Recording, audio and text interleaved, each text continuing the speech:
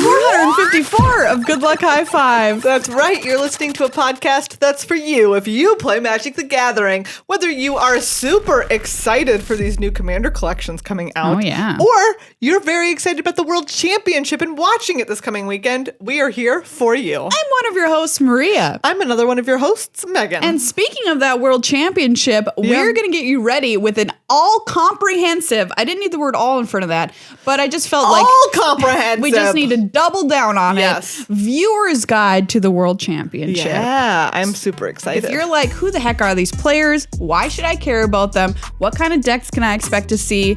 We've got you covered. We're going to talk about all of it because the answer is lots of people who you should know about. Lots of decks you should know about.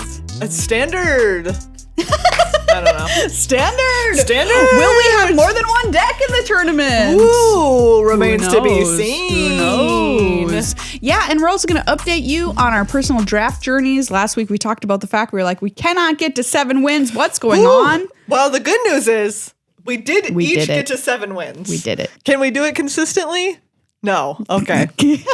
But we don't have to talk about that. We'll show you our 7-win deck list, and we're going to give you an update on our Doritos Watch 2021. Yes. We found out we got to the bottom of the Doritos mystery. Yes. We're, of course, talking about the nacho cheesier mystery that we discussed last week. Famously. Yes. The famous Doritos nacho cheesier mystery that everybody knows about. But before we do any of that, enormous thank you to everybody who supports the show. You make it happen every single week over on patreon.com/GLHF Magic. Yes, thank you so very, very much to all of our patrons, and especially those who became patrons in the past week. Yay! Thank you to Alvaro, Daniel, Emmett, and John. Yay! All of you are wonderful, heroes. Marvelous people who are preventing the sad trombone noise from happening. Heroes of the realm, truly. Yes. You're standing between all of our listeners and the sad trombone noise. Yes, heroes. Yes. I mean, like, nobody wants to hear that. Say it. Nobody wants to say it. Yeah, you can check us out.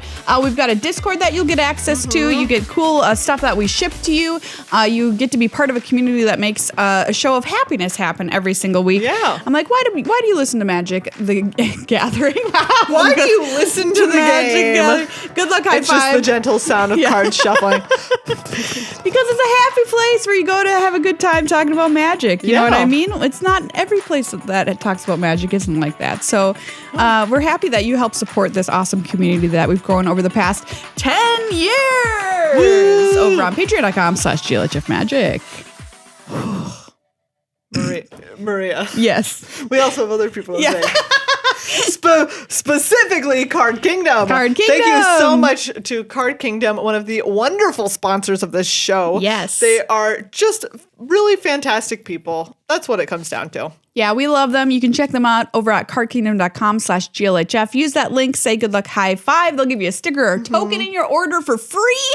Super fast shipping, excellent customer service, excellent human beings, period. Yeah. And we'll give you anything you need for your magical life. They also have like giveaways when you go to their website that'll pop up to enter you for drawings for free store credit. What? So, you know. You can pick what it is. While you're there, might as well enter a drawing for some free stuff. Oh, yeah. Thanks, Card Kingdom. Nice. All right, everybody, an update here on Draft Watch 2021. Yes. Oh my goodness, Maria. Yes. Literally, we did last week's episode. Yeah. And then I went, and my next draft, I got 7 wins. Yay! Just by picking all of the cards that we were like, these are the cards you should pick. Yeah, exactly. So, like, you know what? We should follow our own advice from time to time. We really should. So mine was a blue-black deck, this very first one that I made. Yeah. 2 copies of Larder Zombie. Pickle Boy, don't sleep on him. Don't sleep on the Pickle Boy. Shirt design coming soon. It had a Corpse Cobble, which I am in love with. It's such a cool card. It's so good. Yeah. Like, you just attack with all these zombies. They don't want to block them because they're like, they have decayed, they'll go away. And then, like, they do their damage, and before they go away, you just Corpse Cobble them together into like a 6/6. And you're like, great, here it is. A 6/6 with a menace. You've got 2 copies of Startle in here, which we talked about. So good. That card is so good. Defenestrate. Morbid Opportunist. We knew that card was good, but I just love that card. I put No Way Out in here specifically because we mentioned it. Yeah, there you go. And do you know what? Yeah, you make them discard and you get a little zombie. Yeah, get a fun zomb. That Diagraph, Horde, Bat Whisperer, Revenge of the Drowned, which is another one that we had talked about. Yeah, absolutely. I love Bat Whisperer too. Oh, it's so good. Those little 1/1 bats. I keep going up on that card ever since we talked about it. That bat's a little jerk. Yeah. It does a lot of work. This bat's a little jerk who does a lot of work. Have you seen him twerk? That's the sound of a bat twerking. I was imagining the bat. In my head, I was picturing the bat twerking like while you were making that noise. Somebody please draw this and animate it. Send it to us at GLHF Magic on Twitter. Thank you. Organ Hoarder, which we also talked about. So anyways, it was just quite good. Yeah, that deck looks sweet. That's, 2 Ecstatic Awakener, which is also just very good. Classic blue-black draft strategy. It went 7-1. Very strong. My one loss was shout out to the deck that went turn 2 Vampire Interloper, turn 3 the card that puts like a 1/1 counter on a vampire. Vampire Socialite? Maybe? Yeah, the black-red one? No, 2/2? just the black one. 2 and a black I see on your end step. That's right. If the player lost life this turn, you can put a +1/+1 counter on a creature you control. Yeah. Or on a vampire you control. So turn 3 that. Turn 4, 2 more Vampire Interlopers. They Vampire Interloper aggroed me. You can't be mad if you have that many. Respect to that, Seriously. I love Vampire Interloper if you can get them. Yeah. You know what I mean? I mean, it's a good card, so people draft it. Here's a look at my 7/1 deck that I drafted too because I was just in a mood about it and I'm like, I'm gonna get there. This one was green-white. Wow. Green-white Coven. What a fun deck this was to play. I should say off the bat that I had 1 rare and 1 mythic. So I did have Sigarda. Yeah, Sigarda's a sick card. And Catilda is also so good. Very, very good. Very, very good card. Catilda, you can pay 6 mana to put a +1/+1 counter on all of your stuff, which is very good, obviously, for a billion reasons. And it helps it happen because it has human creatures you control have tap, add 1 mana of any of this creature's colors. Exactly. So that card, I've been wrecked by that card many times. Yeah, you just got to kill it. You just got to kill it. I had 4 copies, full playset of Harvesttide Sentry. I love it, Maria. This was one of the cards on our list. This was on our list. 3/1. Coven, it can't be blocked by creatures with power 2 or less. Right, exactly. Now, this is one that is easy to gloss over and not pick. Yeah. But was huge in this deck because this deck was good at achieving Coven. And just like having a 3-power beater on turn 2, like that's just really good, period. Yep. 2 copies of Gavany Trapper, which I want to point out as being one of the cards we mentioned. And very annoying, keeping things tapped down that you don't want to deal with. Yep. 2 Shadow Beast Sighting. Yep. Great. So 4/4 for 4. Yeah, flashback. and a copy of Arise of the Ants, which I just love. I just love those ants. I don't know what the heck the story of the ants is in Innistrad or why they're rising. I don't know. Yeah, I don't know anything about the Rise of the Ants, but I'm glad it's happening. Yeah, I'm here for this Rise of the Ants. I'm glad it's not happening here. No. Oh, God. But I'm glad that it's happening there. And at least it's not the Rise of the Spiders, honestly. Maria, don't talk about it. I couldn't handle that. Maria, there's a spider that lives on the ceiling of my living room. And it just lives there? Yes, it just moves. Sometimes I'll be like, stretching or doing yoga or reading a book in my living room and I look up and there it is. And I try to be live and let live with spiders in my house. So right now, me and the spider in the living room are live and let live.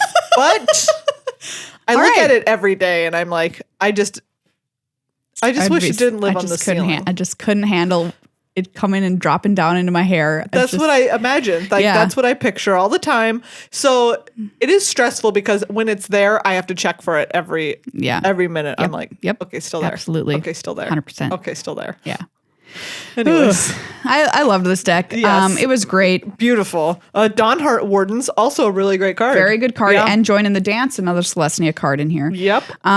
This I think to be kind of like an ideal version of the green-white deck because I got basically everything you could ever want and it was so fun to play.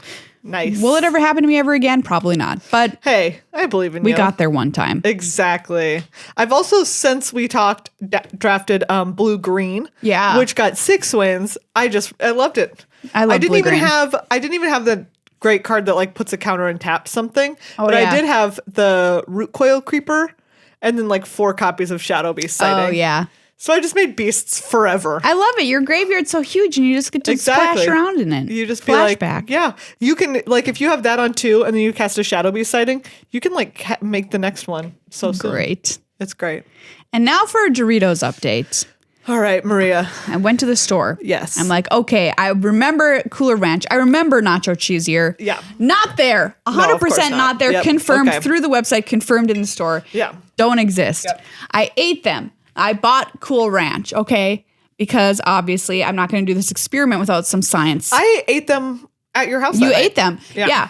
And mouth science, I should say. And it was pretty obvious to me that Cooler Ranch has just become Cool Ranch. Yeah. Period. So they Okay, that makes sense. Yeah, they're just like, oh, wait, this is just better.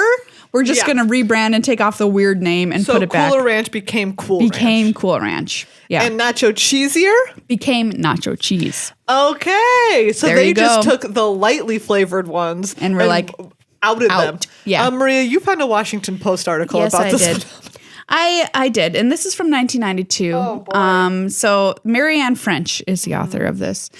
Oh, Marianne. It starts with, it seems that America's least politically correct snack. I'm just going to start with that because What? I don't know what she's talking about. The chip you love to eat. Doritos are the least politically correct snack. What? Was there something happening with Doritos in 92 that was like, I don't know. Okay, the chip you love to eat but hate to smell being eaten has fallen victim to the times. So Marianne just has a personal vendetta against the smell of Doritos. Yes. Is what I'm reading. She continues, Doritos, those triangular tiny tortillas with the in-your-face odor have been olfactory sensitized. Oh my God. So she's talking about... What? Yeah, she's talking about changing it to make it less stinky. They say they'll be using more cheese and much less garlic to concoct that sticky stuff that coats nacho cheese Doritos. So she thinks that they used to be like full of... Yeah. I do not remember Doritos being like, oh, specifically, these are terrible breath chips. Yeah. But maybe this change just happened and I never noticed it. Like this Doritos hole we've gone down is so deep. There is so much here. Like, it's just wild. Oh, my gosh. And it was newsworthy for the Washington Post in 1992. Okay, I think this is a quote from Doritos advertising company. Quote, women are more fragrance sensitive in my research experience. Teenage guys are human garbage disposals. Give them a bag of Doritos and they inhale it. We find young females are emotional gatekeepers. They love it, but they're dealing with the benefits in their minds. They're concerned with their breath. Oh my God. I got a photo of her. Oh, did you? Yeah. Okay. What kind of person do you find Marianne French to be based cspan.org on this photo? She looks like a Doritos hater. I'm just going to say it. She does look like a Doritos hater. She has a face that looks like she has a vendetta against snacks. Well, Marianne French, your article has been raised from the dead. More than a decade later. Yeah. Thank you for your hard work in journalism. And that's your Doritos update. Yep. And now we come to the main topic of the podcast, your World Championship Viewers Guide. That's right. I thought you were going to be just like Magic again. And Magic. We're back on Magic, everybody. We're back to Magic, the main topic, despite what you may think of this podcast. Yes, not nacho cheesier, but this tournament's sure to be nacho cheesier. Coming up this weekend, the 8th through the 10th on twitch.tv/magic. Yeah. Check it out. We're doing draft on Friday, then standard the rest of the way home. 16 of the best players in the world battling for a $250,000 prize pool. Let's talk about these players. Let's do it. Because there's 16 of them, like you said. Yeah, so, small tournament. Yeah, we have Stanislav Sifka. Yeah. He got an invite from being second in the Rivals season. Yes. So he didn't even have to go to any of the gauntlets. He just got invited right out there. So he had it on easy mode. I'm going to put that in quotes, but didn't have to gauntlet it up. Exactly. He's been around for a real long time. Oh, yeah, absolutely. Sifka has been playing Magic for basically forever. Won Pro Tour Return to Ravnica, which is exactly when we started playing Magic. That's right, with Eggs. Which is very banned. Yes. One of the most banned decks. It's so interesting banned. to like think about this old tournament with playing this eggs deck, which if you don't know what it is, it's because they call it eggs because you're cracking a bunch of tiny little artifacts to get incremental value, and eventually it just goes on forever. And it was a super annoying deck. Like people wouldn't even play it on Magic Online, which is all they had back then, kids. And because it just, you'd sit there clicking and you literally couldn't click through the combos of this deck fast enough to not time yourself out. Oh my goodness, delightful. So that's what kind of deck we're talking about here that he won RTR with. Yeah. He's also a chess master. Yes. And he's the leader of the Czech House, which has a lot of great players. Oh, yeah. Another one who is in this tournament, Andre Strawski.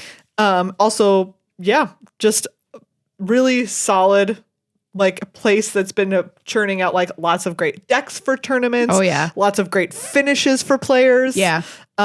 A powerful team. Yeah, just innovating, coming to some of those mythic championships with decks that have beat the metagame, essentially, coming out of that Czech house. So I wonder, will we see Stanislav Sifka on something exciting? Yeah, could or be. will mono green just be the best thing? Okay. Yeah, I know. I don't know how you beat it. We don't know. Next up, we're going to talk about Palo Vitor Damaderosa. That's right, Maria, your champion. My champion. For the tournament. Yeah, you know him probably as PVDDR. He's your returning champion. That's how he's invited. Yes. He won last time. Also, he got his invite via being at the top of the MPL standings. I know. So nice. He qualified twice. Good job, Palo. Yeah. He's a member of the Hall of Fame. He is a world champion, like a world champ. He has 17 top finishes. It's unbelievable. 2 wins, 24 GP top 8s. I mean, this is just, Palo is, of course, one of the best players of all time. Yes. But people are talking about him and saying, if he wins this world championship, I think we just might be done saying who is the best player of all time. And like just the say answer it's might Palo. just be Palo. Because people, talk about, they're like, oh, should we talk about all of these older players, who, it was so different back then or whatever. Yeah. But there's always a conversation about who's the GOAT. Yes. Right? And if Palo wins this, I think we're done talking about it. Everyone's just like, okay, it's Palo. It's Moving Palo. on. All right, great. Yeah. Done and dusted. So we'll see if he can take it down back to back. I mean, that's quite a hefty order. It really would be a huge deal. Obviously, it has happened before. Yes. Back in the day, Shahar Shenhar took down 2 of them back to back. That's right. But still, like, wow. And I picked Palo not only because he's such a great player. It's a small field tournament, which generally, like, the better players tend to do better in these tournaments because there's less, like, variance from a million people playing. But also, he's really good at draft and he's good at standard. Yeah. Gosh, Maria, maybe I have to also pick him. Oh, I'm convinced you. You can't live again with the regret of not having picked Palo. Exactly. Last the time real I didn't. problem. And I've regretted it every day of my life since. Yes. So, well, all right, we'll see what happens. All right. Up next, Jean-Emmanuel Duprat. One of my favorite players. Love him. He's so great. He's great. So nice. He was invited via the MPL Gauntlet.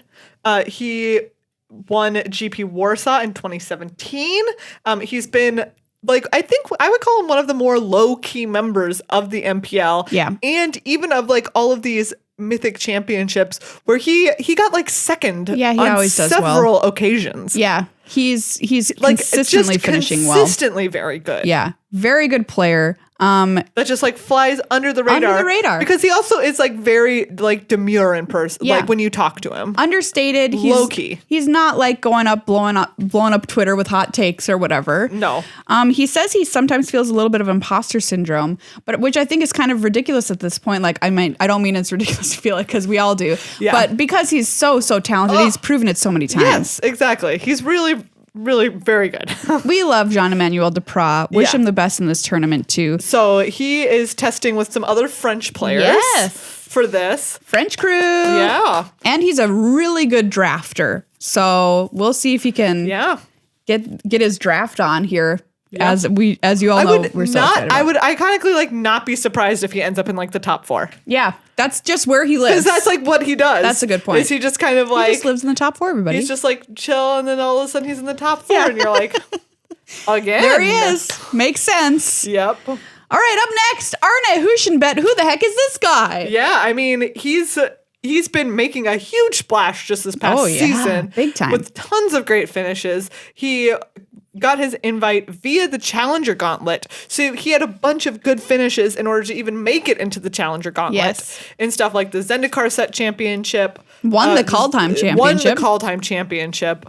Yeah, lots of stuff like that. Just great player.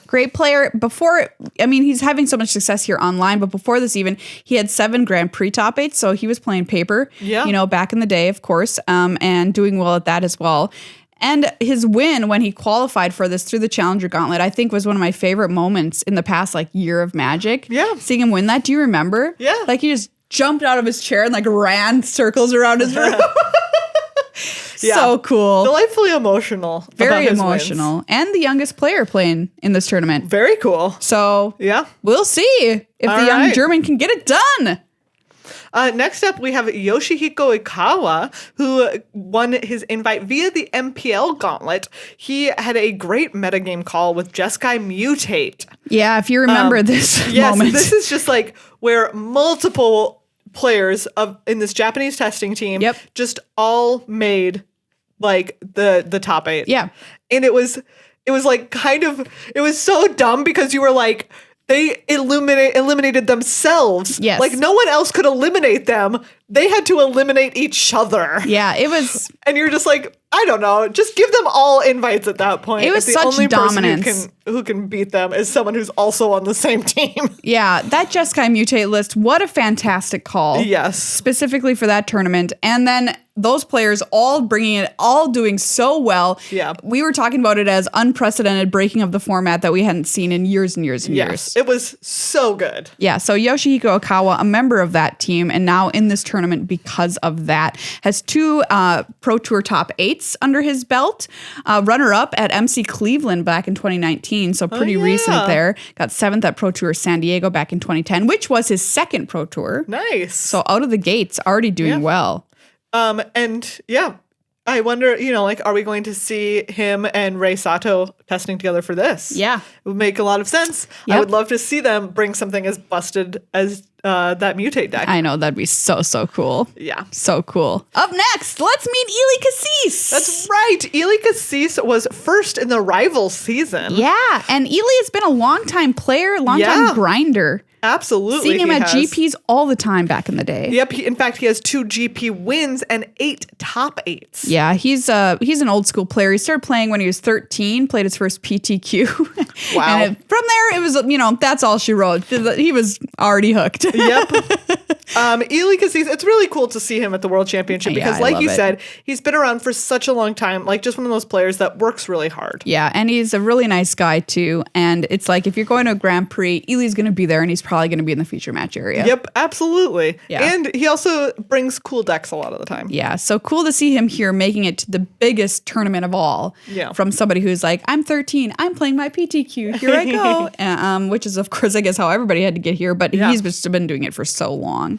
Next up is Seth Manfield, one of the best players currently playing the game for sure. Absolutely. He was 3rd in the MPL season. Of course, he's your 2015 world champion. That's right. Member of the Hall of Fame, 10 top finishes, 4 PT top 8s, and 1 win at Pro Tour Ixalan, 17 GP top 8s. Seth is basically the pick. If you don't pick Palo, you're probably going to pick Seth. Yeah. Just guessing. Because he's just an excellent player. Yeah, Seth is one of the players who also has been playing for a million years. When he was little, he would go to his LGS and play, and people would call his wins little kid luck. Oh, how wrong they were. Yeah, they really were. Because Seth is pretty much a Magic and Games genius. Plays bridge. His parents are world championship bridge players. What? Yeah. That's amazing. So it's in his family. And so he played bridge with Palo a lot when they were growing up. Oh my goodness, that's adorable. Bridge tournaments. And now Magic. Can you imagine being an older bridge player and just these 2 freaking kids plop down at your table but then they proceed to just destroy you. Yeah. Just crush you and you're what are these kids doing here? Yeah. Get off my lawn. What are these kids? They're winning. Yeah. So get off my bridge lawn. Have you ever played bridge? No. Man, we tried to learn it once. We tried to learn it. It is wildly complicated. Very complicated. Exceptionally complicated. And we're Magic players saying this to you, okay? Yes. Bridge, very complicated. Very complicated. I do want to learn to play it still because I want to feel like I'm in an Agatha Christie novel, obviously. Yeah. But also those people don't often know how to play bridge in the there's everyone. I feel like it's the same with like whist, right? Yeah. Also, whist is so dumb. It's barely a game. Whist is barely a game. So if you ever feel like when like playing or learning a new game, you can just learn whist in literally 2 seconds flat. Yep.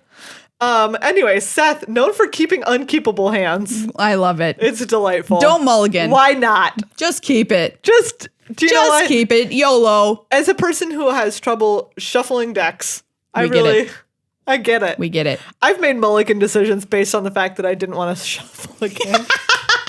Which isn't great. Look, I'm not saying that that's good advice, but I've done it. Yeah. Maria, you can't tell me you haven't done it. I don't think I ever have. You don't think you have? Maybe in Commander. All right. But not in the 60 cards. I have for sure have. Megan doesn't believe me. The thing about Seth is I remember him winning Ixalan. Yeah. And he was sitting there and he was turning his creature sideways and like kind of feeling like, oh, should I play my combat trick? Like he was very, very nervous. You could see as he was like getting ready to make the kill. And the opponent was just like, Seth, buddy, Seth, you got it. Shakes hands and is like, you Pascal won. Pascal Maynard. Sorry. Yeah. You've got it. Like you've got the tournament. And you could see kind of like, how nervous he was in that moment, despite doing so well in his career, despite already having that world championship under his belt. Yeah. And like, he's a player that plays, from his gut, which I think is cool because not a lot of players play like that at this level. Seth Manfield. Next up is Jan Merkel. He won the Rivals Gauntlet, the only player to get an invite out of that gauntlet. Yeah, absolutely. So defeated none other than Kai on his way there. Really cool stuff. Yes. He won his first Pro Tour at 17, which was Pro Tour Kobe, and it was his very first Pro Tour. That's so cool. Very, very cool. He went through both the Challenger and the Rivals Gauntlet. Yeah. Because he obviously didn't quite get there with the Challenger Gauntlet.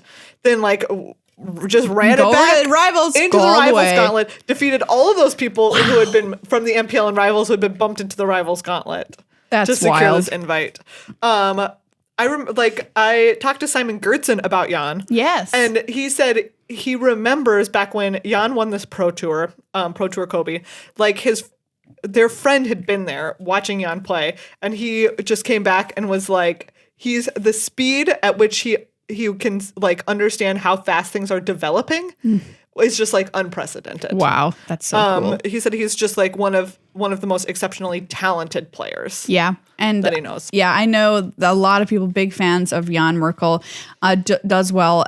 Has recently done well at so many tournaments. Yeah, really happy to see him here at the World Championship. Noriyuki Mori is my favorite story of the tournament. This is obviously like the champion of the Challenger Gauntlet. Like, yes, technically 4 people left with World Championship invites. But really? But Noriyuki Mori won the whole darn thing because he arrived with a homebrew Is It Control deck. That was so good that Jan Merkel played it. Yes. In the Rivals Gauntlet and won with it. Yep. I mean, like, everybody was like, Standard's old, it's dead, put it in the ground, cover it with dirt. And Noriyuki Mori's like, but what if I showed up with this new deck that's running Midnight Clock? Yeah. I mean, has been playing less than 3 years, but has more than 25,000 games played. Yep. That means 20% of his life. Yeah. I remember his interview after winning the Challenger Gauntlet was basically like, what was it? He like sleeps for 8 hours, plays Magic for 8 hours. And does research for 8 hours. Because he's working on some advanced degrees, of course. Oh my goodness. So yeah, that's it. That's his life. Real casual, like just blocked out 8 hours of Magic every day. And the thing about him too is that when you watch him play, he's so calm. Yeah. He's just like, yeah, that's why you do it. Boom. Okay. I mean, like, I'm just wondering if he's some kind of weird Magic prodigy that's just like, I figured this out. Took me a couple of years, but now I get it. And now I've broken it. Now he just gets it? Now I just get it. Yeah. Although hasn't played any draft. So it'll be interesting to see if he can get draft under his belt before this tournament. Yeah, we'll see. We'll see. Next up is Gabriel Nassif. Oh, yellow hats. Yes, a fan favorite for sure. Oh, absolutely. Came in 4th in the MPL season. He was like right up there for the longest time, and it looked like maybe he wasn't going to get it after being so close. So close. But luckily, of course, he did, because he's also just an excellent player. Yeah, Gab Nassif, old-time player, member of the Hall of Fame, has won 2 Pro Tours, 15 top finishes over his 20-year career, Player of the Year back in 2004. Just wild. I remember Absolutely when we wild. started doing the Mythic Championships on Arena, kind of when Arena just came out, it was kind of like Gab was reinventing himself from a paper champion into an Arena player, started doing a stream. Everybody loves his stream, now a super popular Magic streamer. And it's like, I can win in paper, and guess what? I can also win on Arena. No big deal. Yeah. And of course, known for taking a long time to make his decisions. Oh my goodness. You know, Gabe the Rope Nassif. Yep, that's what we call him. That's what we call him. What could have been better for making Gabe Nassif more popular than a physical, like a sign on the screen that shows that you are using too much time? Like the only way it would have been better if it was a little yellow hat that slowly disintegrated over like, your turn phases. Up next, Sam party time. Yes. He also got his invite via the Challenger Gauntlet. He was the winner of the Strixhaven Championship.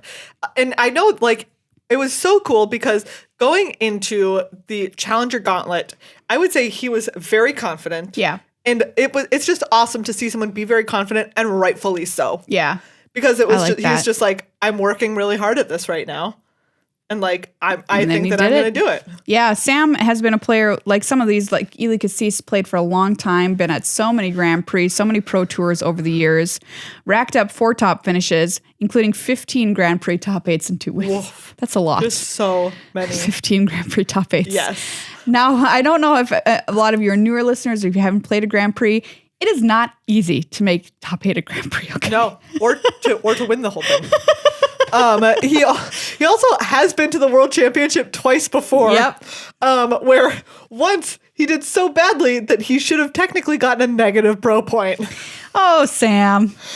Which is just delightful. They wouldn't give it to him, even though he asked for it. Please delete one of my pro points. Please give me -1 pro point. Like, and they're like, no. Nobody. Well, oh well.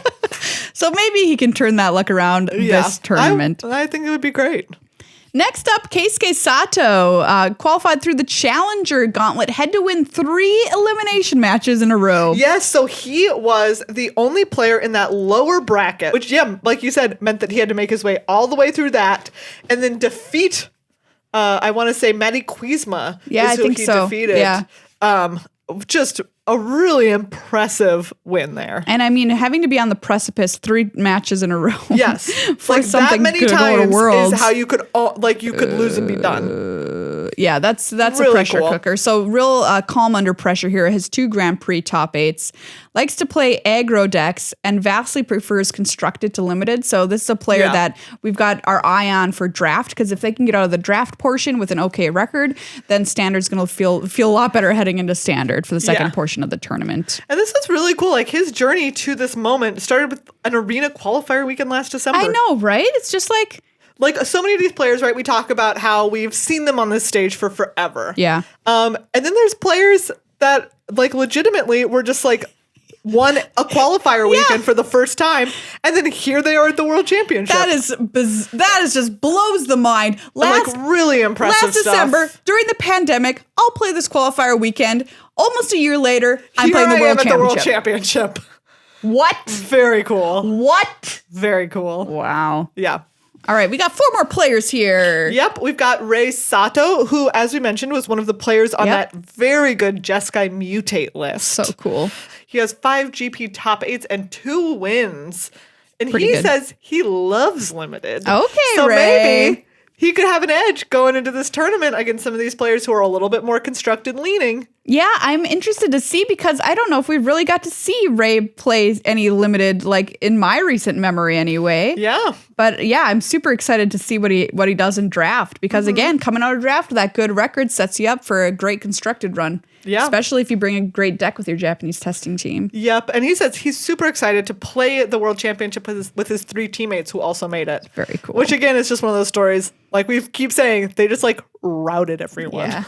I love it. It was very impressive. Matt Spurling is our next player to talk about. Got 3rd in the Rivals season, so again, didn't have to play any of those gauntlets. 4 top finishes to his name, 6 Grand Prix top 8s, and 1 win. Yeah. Wow. Yeah. All right. Spurling, known for his like highly analytical approach to the game. I thought you were gonna say for his highly controversial takes on Twitter. Yeah, also known, of course, for his hot takes on Twitter. Where he will fight you. No hot takes. Matt Spurling, all hot takes. All hot takes. Only hot takes, Spurling. Yep. I don't follow him on Twitter because I am absolutely incensed anytime he tweets anything. So. We run the gamut here in the World Championship. Yep, absolutely. Of players of staying off Twitter and like making the most of it, question mark. Is that what he's doing? I don't know. What are you supposed to do on Twitter? I don't know. Is it a hot take machine? You're supposed to stay off of it. Follow us at GLHF Magic. Next up is Andre Strawski. We talked about Checkhouse teammate at the top of this episode. And he was first in this MPL season. Yeah, took it down. He kind of like also like snuck up on it. It kind of seemed like Palo and Gabe were at the top of the standings for a long time. But then it came time to that weekend where they're like, okay, the winner of this weekend or the person at the top of the standings this weekend gets the invite. And Andre Strawski just came and was like, boom. Excuse me, I'll take that. Thank you. And it's so funny because Andre is another one of the quieter players. Yeah. Who's very soft-spoken. 4 top finishes. He won Mythic Championship number 6, 5 GP top 8s, and 1 win to his name. Classically, there was a point in time at which he was like, I'm going to retire. Yep. And then he just didn't because he was winning. This is I think Andre's story is the funniest retirement story because he's like, I retire. He comes back and almost wins the next event he plays. Yeah. And then he does well in like the next 3 events or something like that. And we're like, it culminates with winning Mythic Championship 6. Yep. And you're like, come on. And you're like, okay, sure. Retirement. That's what it looks like. That's it right there. And finally, last player, Yuda Takahashi. Yes, Yuda was 4th in the Rivals season. Yeah. Had 3 top finishes and 14 GP top 8s. Jeez. Woo, 14. Yuda Takahashi, best known for the Fairies deck in Modern. Oh, yeah. Yes, Fairies. So there's a lot of current Fairies fan. And back in the day, Fairies, very, very good. Yeah, this was a very cool tempo deck from a million years ago, and Yuda was the person who played Fairies, won multiple Modern GPs playing this Fairies deck, and is kind of like the biggest Fairies champion still today. So it's like, hey, Yuda, number 1 fan. Let's get you known for something other than Fairies, you know? Sure. What about this? What about the World Championship? What about a World Championship? So another old school player playing since '98. In this championship, what an incredible mix of people we have. Yeah, it really is. Seriously, we have all these old school players who have like their mantles are just like they've caved in because the trophies There's so many trophies on them. But then players who are very new, like chomping on the bit, ready to race, ready to go. Let's go. I think it's going to be a great World Championship. I'm so excited. Yeah. Everybody check it out. Twitch.tv/magic, Friday through Sunday, draft and standard, starting at 9 a.m. Pacific. And it's just going to be a cool time. Oh, yeah. Brand new standard too. Yep. Maria, it looks okay. So there was an SCG qualifier weekend last weekend. Yes. Big story coming out of that is mono green. Mono green. Thanks to Isika's Chariot. Isika's Chariot, Renin 7. Those two together is just seems like they're providing a little bit of a beating. It's a very, very good deck. So I wonder what's going to happen. It's a big question, right? Like what's going to happen? That is, is it going to be mono green, or are there going to be? We do have a lot of really incredible deck brewers. Yeah. Here we've talked about Stan Sifka and the Czech House. Yeah. Noriyuki Mori, who showed up with a homebrew deck that just beat everybody. all of the players who came with Jeskai Mutate, right? Which was like an out of left field. So we do have a record of players in this tournament who have brought decks that were out, like not on the radar of the metagame, but turned out to be exceptionally good. Yeah, I mean, that's what I'm hoping for, because this mono green deck, it's everywhere on the ladder right now. Yeah. If you're playing it, and it's just so good on every axis. Whew. Right? Normally you're like, oh, a creature deck is winning. Great. I'll play a control deck and it'll sweep and kill everything and whatever. Yeah. But it has ways around that Yeah. that you can't deal with. Asika's Chariot will still be sitting there. It's still just out there waiting. Renin 7 is going to come down and make a huge beater out of nowhere. And then your kitty cat is going to copy that, and you're going to get hit for 10. It's happened to me. Yeah.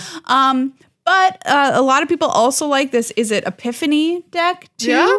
So that might have a showing here at this tournament. Those are kind of the two decks that most people talk about right now.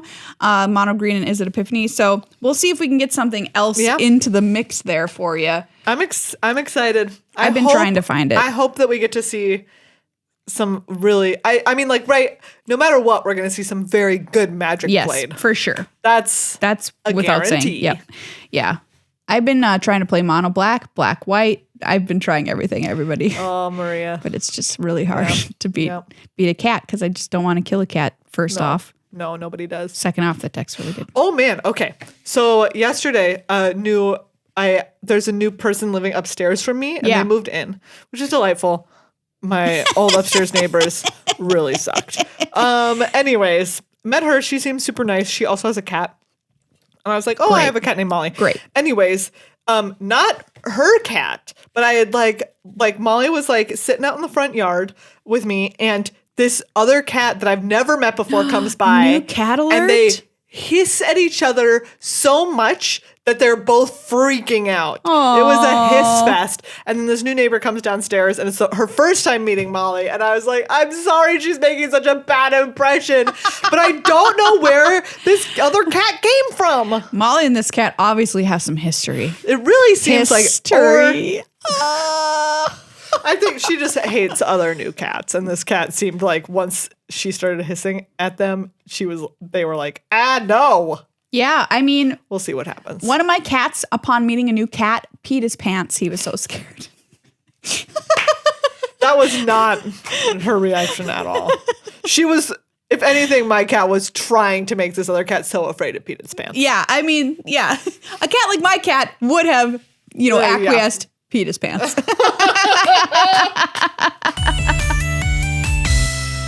Hey everybody, let's thank Ultra Pro for being one of our awesome sponsors. That's right. Ultra Pro, we've talked about so much cool stuff because they constantly have cool new stuff coming out. All the time. Their new Eclipse dice, which we showed off. Yeah, they're behind me right now. They're so good. They're really shiny. Awesome. You get so many of them. You get all of the different kinds that you need.